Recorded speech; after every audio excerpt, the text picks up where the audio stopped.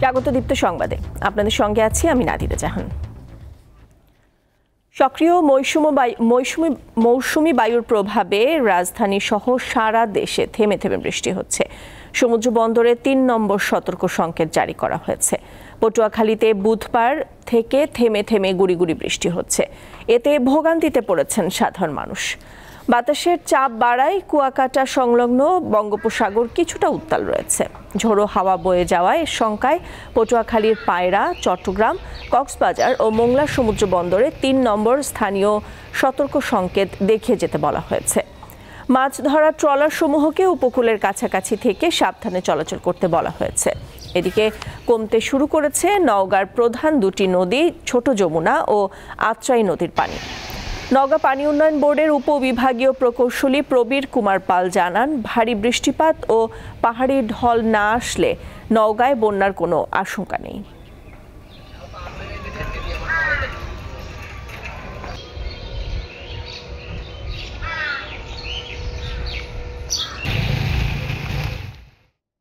দর্শক, আমরা এবার বরগুনার আবহাওয়া পরিস্থিতি জানবো। আমাদের সাথে টেলিফোনে যুক্ত হচ্ছেন সহকর্মী শাহ আলী। শাহ আলী, বরগুনায় এখনকার পরিস্থিতি কি, আর টানা বৃষ্টিতে জনগণ কি ধরনের ভোগান্তিতে পড়েছেন সে বিষয়ে জানাবেন। বায়ুর প্রভাবে যে বরগুনা সারা আমরা দেখেছি রাতভর বৃষ্টি হয়েছে, টানা বৃষ্টি, এবং সকাল থেকে এখন পর্যন্ত যে বৃষ্টি হচ্ছে গুড়ি গুড়ি বৃষ্টি এবং মেঘাচ্ছন্ন রয়েছে আকাশ। এবং এখানে যে ছোট সব মানুষগুলো রয়েছে তারা কিন্তু আসলে এই বৃষ্টির কারণে বেরোতে পারছেন না। আমরা প্রতিদিন যেরকম শহরে যেরকম আসে সেরকম কিন্তু তাদেরকে দেখা যাচ্ছে না, এবং দোকানপাটও তেমন খোলা দেখা যাচ্ছে না এই বৃষ্টির কারণে। এবং ইতিমধ্যে কিন্তু এই বৃষ্টির কারণে ৩ নম্বর সংকেত দেখিয়ে যেতে বলা হয়েছে পায়রা বন্দরকে। এবং মাছ ধরার যে ট্রলারগুলো রয়েছে সেই ট্রলারগুলো কিন্তু তারা কিনারে আসার জন্য এখানে যে সমিতি রয়েছে তারা নির্দেশনা দিয়েছেন। আর তাদের সাথে আমাদের কথা হয়েছে, অনেকেই আসলে ইলিশের মৌসুম এবং সেই ইলিশের মৌসুমে তারা কিন্তু বেশ কয়েকদিন যাবৎ গভীর সমুদ্রে মাছ শিকার করতে গিয়েছেন, এবং সেখান থেকে এখন পর্যন্ত অনেকেই ফেরে দুশ্চিন্তা রয়েছে সেই সকল পরিবারগুলো। এবং এই টানা বৃষ্টি বেশ কয়েকদিন ছিল, মাঝখানে আবার রৌদ্র ছিল, রৌদ্রের পরে আবার এই টানা বৃষ্টি শুরু হয়েছে। এতে আসলে চরম ভোগান্তিতে পড়েছে। এবং কৃষকদের যে যারা এই মুহূর্তে বীজ রোপণ করছেন এবং অনেকে ধান মারাই করছেন তারাও সবচেয়ে বেশি ক্ষতিগ্রস্ত হবেন এই বৃষ্টিতে। এবং এই বৃষ্টিতে ফসলি জমি এবং যারা সবজি রোপণ করছেন তারাও ক্ষতিগ্রস্ত হচ্ছেন। এবং বরগুনায় আমরা দেখেছি যে লঞ্চ চলাচলে কিন্তু বন্ধ রয়েছে, লঞ্চ কিন্তু আসছেন না, এবং এই বৈধি হওয়ার কারণে বাসেও আসতে সময় লেগেছেন প্রায় 8 ঘন্টা লেগেছে, যেখানে 4 ঘন্টা লাগার কথা। এই বৃষ্টিতে তারা কিন্তু থামিয়ে রাখছিলেন, এতটাই বৃষ্টি হয়েছিল রাতে। এই ছিল বরগুনা থেকে আমার কাছে সর্বোচ্চ তথ্য। দর্শক, আমরা বরগুনার আবহাওয়া পরিস্থিতি জানছিলাম। বৃষ্টি বাড়লেও নওগাঁর নদ নদীর পানি এখনো বিপদসীমার নিচে অবস্থান করছে। এ বিষয়ে আরো বিস্তারিত জানবো, আমাদের সহকর্মী আব্দুর রৌফ রয়েছেন সেখানে। রৌফ, বুধবার থেকে টানা বৃষ্টি হচ্ছে, এতে নদ নদীর পানি কি বেড়েছে কিনা, আর নওগাঁর সার্বিক বন্যা পরিস্থিতি কেমন সে বিষয়ে জানাবেন।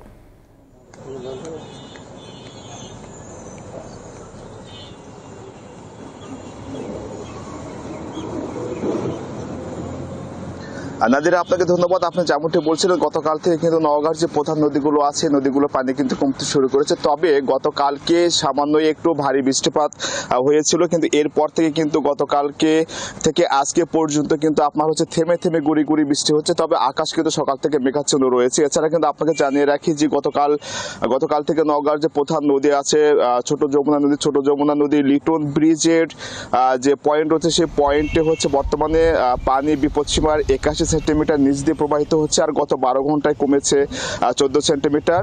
এছাড়া আত্রাই নদীর শিমুলতলি পয়েন্টে পানি বর্তমানে বিপদসীমার 332 সেন্টিমিটার নিচ দিয়ে প্রবাহিত হচ্ছে, আর গত 12 ঘন্টায় কমেছে 36 সেন্টিমিটার। আত্রাই নদীর জোতবাজার পয়েন্টে বর্তমানে পানি বিপদসীমার 79 সেন্টিমিটার নিচ দিয়ে প্রবাহিত হচ্ছে, আর গত 12 ঘন্টায় কমেছে 32 সেন্টিমিটার।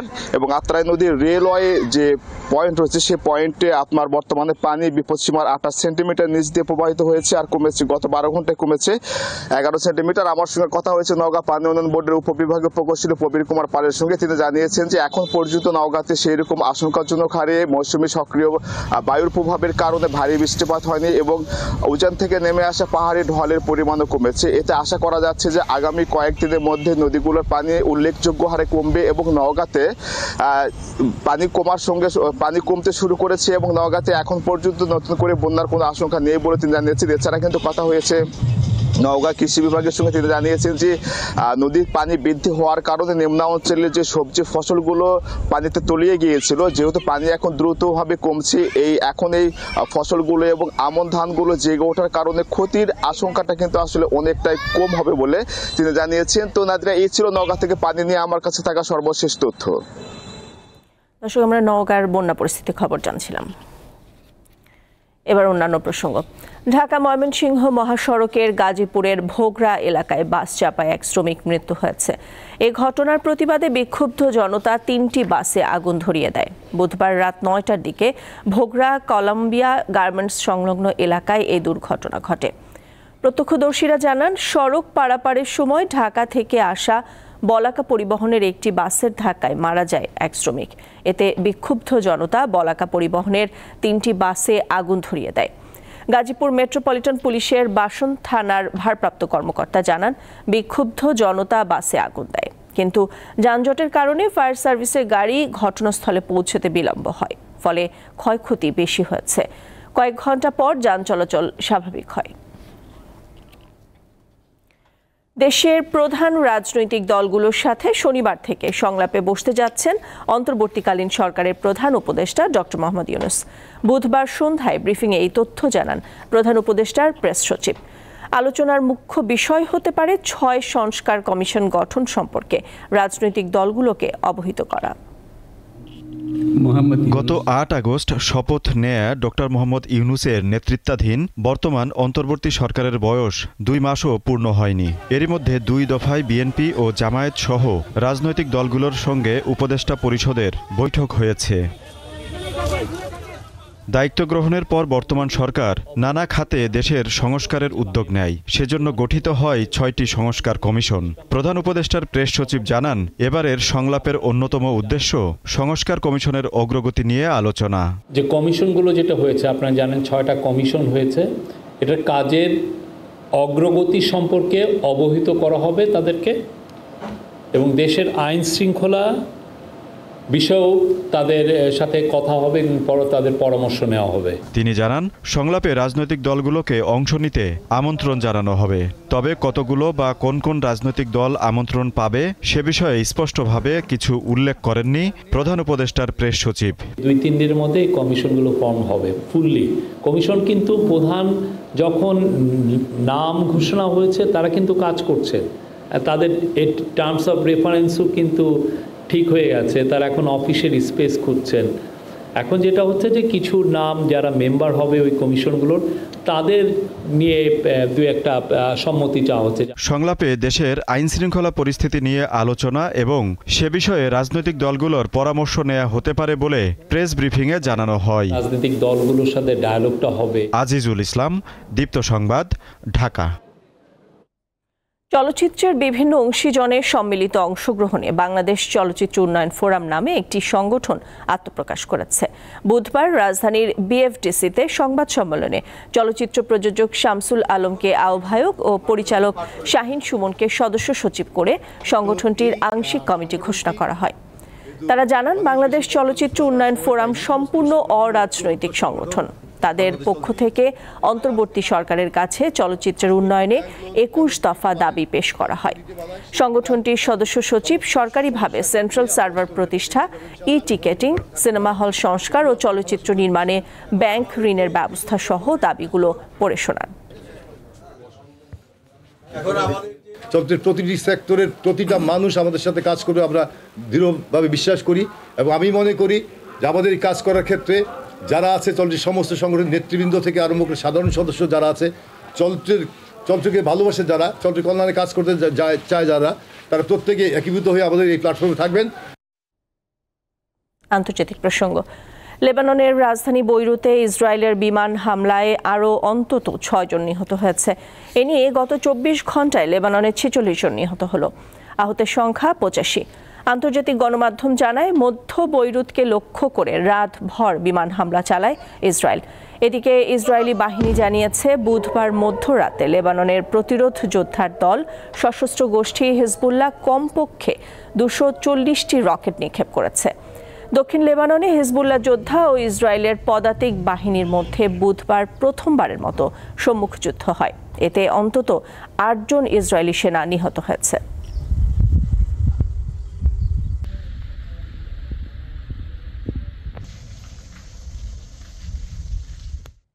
খেলার খবর। মেয়েদের টি-20 বিশ্বকাপ শুরু হচ্ছে আজ। উদ্বোধনী দিনেই স্কটল্যান্ডের মুখোমুখি হবে বাংলাদেশ। খেলা শুরু বাংলাদেশ সময় বিকেল 4টায়। দ্বিতীয় ম্যাচে রাত 8টায় পাকিস্তানের প্রতিপক্ষ শ্রীলঙ্কা। 2014 থেকে 2024 10 বছর হয়ে গেছে কোনো ফরম্যাটের বিশ্বকাপেই ম্যাচ জয়ের স্বাদ পায়নি বাংলাদেশের নারী ক্রিকেট দল, অথচ মাঝে আছে এশিয়ার শ্রেষ্ঠত্ব জয়ের নজির। ঘরের মাটিতে আবারও বিশ্বকাপের আসর বসবে, আবারও ম্যাচ জিতবে বাংলাদেশের মেয়েরা, এমন স্বপ্ন ছিল দলের। তবে পরিবর্তিত রাজনৈতিক পরিস্থিতিতে তা হচ্ছে আরব আমিরাতে। তারপরও জয়ই এখন বাংলাদেশ দলের একমাত্র লক্ষ্য। আমরা যদি স্পিনাররা যদি আমরা একটা ভালো একটা ফাইট দিতে পারি, ভালো একটা স্কোর দিতে পারি, আমাদের ব্যাটার আরও ভালো করতে পারবে। অবশ্যই আমিও সেই আশাটাই করি, আমরাও সেই প্রত্যাশা করছি যে আমরা ভালো ক্রিকেটটা খেলতে পারি, আমরা যদি 3টা ডিপার্টমেন্টে যদি ভালো করতে পারি, কেননা আমরাও অবশ্যই সেমিফাইনাল দেখার স্বপ্ন দেখি। সবাইকে বলছি, ইভেন এটাই বলতেছি যে আগে দেশ, এখন আর পার্সোনালি কিছু নাই, এখন হচ্ছে দেশ। আমরা বিগত 3-4 ইয়ার কোনো ম্যাচ জিতি নাই, তো আমরা এবার টার্গেট নিচ্ছি 2-3টা ম্যাচ জিতে অ্যাটলিস্ট সেমিফাইনাল পর্যন্ত যাওয়া। দলে এবার তারুণ্যের আধিক্য, তারপরও অভিজ্ঞতার ঘাটতি নয়, বরং বড় সাফল্য এনে দিতে উজ্জীবিত সকলে। আসলে বাংলাদেশের প্রতিনিধিত্ব করবো আবার বিশ্বকাপের মতো বড় মঞ্চে, আসলে এটা অনেক বড় পাওয়া আমার কাছে। আমি নিজেকে এভাবে প্রিপেয়ার করতেছি, যখনই সুযোগ পাবো দেশের ভালো কিছু করার জন্য ট্রাই করবো।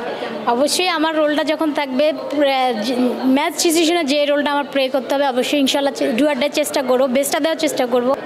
আমরা তো ফার্স্টে দেখবো যে ডে বাই প্রথম match, second match, third match এরকম করে আগাবো। ইনশাল্লাহ আমাদের ইচ্ছা আছে যে সেমিফাইনাল পর্যন্ত আগে যায়, তারপরে বাকিটা উপরে লাগছে দেখা যাবে আর কি। জয় দিয়ে প্রস্তুতি শেষ করেছে বাংলাদেশের মেয়েরা, তাই মানসিকভাবে চাঙ্গা থাকারই কথা সবার। জয় দিয়ে আসর শুরুর মন্ত্রে দেশ ছাড়া টাইগ্রেসরা এবার প্রস্তুত স্কটল্যান্ড বধে। তৌসিয়া ইসলাম, দীপ্ত স্পোর্টস।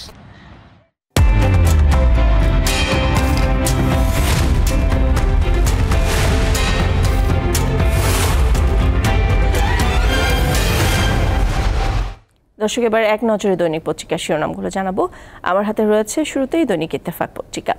দৈনিক ইত্তেফাকে মধ্যপ্রাচ্য ইস্যুকে গুরুত্ব দিয়ে শিরোনাম করা হয়েছে। ইরান ইসরায়েল পাল্টাপাল্টি হুমকি, বড় যুদ্ধের দ্বারপ্রান্তে মধ্যপ্রাচ্য। ইরানের পরমাণু ও তেল কেন্দ্রে হামলা চালাতে পারে ইসরায়েল, ইসরায়েলের সঙ্গে থাকার অঙ্গীকার যুক্তরাষ্ট্রের। এই শিরোনামে এখানে প্রতিবেদন করা হয়েছে। প্রধান উপদেষ্টা শনিবার থেকে আবার রাজনৈতিক দলগুলোর সঙ্গে বৈঠকে বসছেন, এই শিরোনামে সংবাদ করা হয়েছে। আমরা আপনাদেরকে খবরে জানাচ্ছিলাম কিছুক্ষণ আগে। এছাড়াও পাশাপাশি রয়েছে কঠোর হচ্ছে বেসরকারি বিশ্ববিদ্যালয়ের অনুমোদন। এবার আমার হাতে রয়েছে দৈনিক সমকাল পত্রিকা। দৈনিক সমকালের প্রতিবেদন করা হয়েছে সংস্কার নিয়ে সংলাপে বসছে সরকার। পাশাপাশি ইলিশ নিয়ে একটি বিশেষ প্রতিবেদন রয়েছে, ভারতে ইলিশ রপ্তানিতে মাফিয়ার গুপ্তজাল। এবার আমার হাতে রয়েছে দৈনিক প্রথম আলো। দৈনিক প্রথম আলোতে শিরোনাম করা হয়েছে মধ্যপ্রাচ্য ইস্যু, মধ্যপ্রাচ্যে যুদ্ধ ছড়িয়ে পড়ার শঙ্কা। ইরানের ক্ষেপণাস্ত্র হামলার পর পাল্টা হামলার হুমকি দিয়েছে ইসরায়েল, এতে পুরো মধ্যপ্রাচ্যে যুদ্ধ ছড়িয়ে পড়ার শঙ্কা দেখা দিয়েছে। এই শিরোনামের প্রতিবেদন রয়েছে। ছাত্র জনতার আন্দোলন নিয়েও সংবাদ রয়েছে একটি। হামলার অভিযোগে আওয়ামী লীগের 15 নেতাকর্মী গ্রেপ্তার। সরকার পতনের 2 মাস আগে বসুন্ধরাকে বিশেষ সুবিধা দিয়েছে, এটি একটি বিশেষ প্রতিবেদন দৈনিক প্রথম আলোর। এছাড়াও মানুষ নতুন একটি রাজনৈতিক পরিসর খুঁজছে। আপনারা জানেন যে বিশেষ সাক্ষাৎকার ছাপাচ্ছে প্রথম আলো মাহফুজ আলমের। তার এই সাক্ষাৎকারের দ্বিতীয় পর্বটি আজকে প্রকাশ হয়েছে। এবার দৈনিক যুগান্তর রয়েছে আমার হাতে। দৈনিক যুগান্তরের শিরোনাম করা হয়েছে 5 দেশে নজরুলের 1000 কোটি টাকা পাচার, বিদেশে হোটেল বাড়ি বাগান। নজরুল, সালমান মুর্শিদি, নাসের মেজবা, আদনান রিমান্ডে, এই খবরও একটি শিরোনাম রয়েছে। এবার দৈনিক কালের কণ্ঠে শিরোনাম করা হয়েছে রাষ্ট্র সংস্কারে এবার রাজনৈতিক সংলাপ। শনিবার থেকে যে সংলাপ শুরু হচ্ছে এই বিষয়টিকে প্রাধান্য দিয়ে এই শিরোনাম। এছাড়া একান্ত সাক্ষাৎকারে মির্জা ফখরুল ইসলাম আলমগীর 3টি সংস্কারের পর নির্বাচন দিতে হবে। এছাড়াও আরেকটি প্রতিবেদন রয়েছে শিল্পাঞ্চলে অস্থিরতার মূলে নিয়ন্ত্রণ লড়াই। দর্শক, এই ছিল আজকে আমার কাছে দৈনিক পত্রিকার শিরোনামগুলো। এই সাথে শেষ করছি এখনকার মতো। আমাদের পরবর্তী সংবাদ 12টায় দেখার আমন্ত্রণ রইল। এছাড়া আরও তথ্য বিনোদনের খবরাখবর জানতে চোখ রাখুন দীপ্তর ডিজিটাল প্ল্যাটফর্মগুলোতে। সাথে থাকার জন্য ধন্যবাদ সবাইকে।